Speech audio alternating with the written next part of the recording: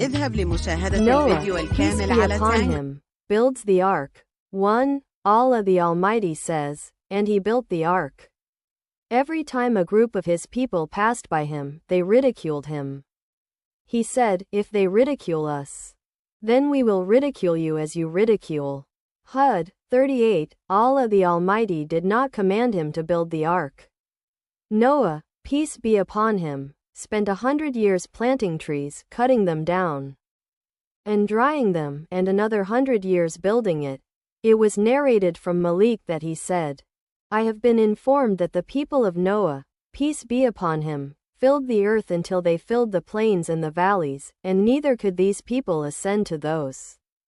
Noah spent 100 years planting trees to build the ark, then he gathered them and dried them for 100 years, while his people ridiculed him when they saw him doing that.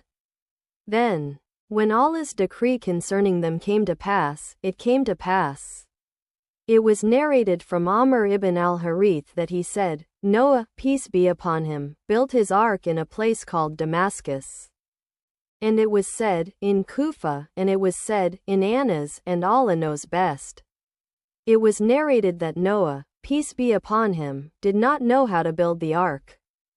So God commanded him to build it like the roost of a bird.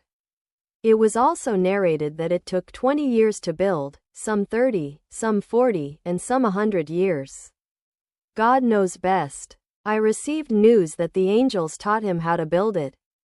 They differed regarding its length and width. According to Ibn Abbas, may God be pleased with him, its length was 305 cubits and its height was 30 cubits, and it was made of teak wood. Al-Hasan al-Basri said, the length of the ark was 1,200 cubits and its width was 600 cubits.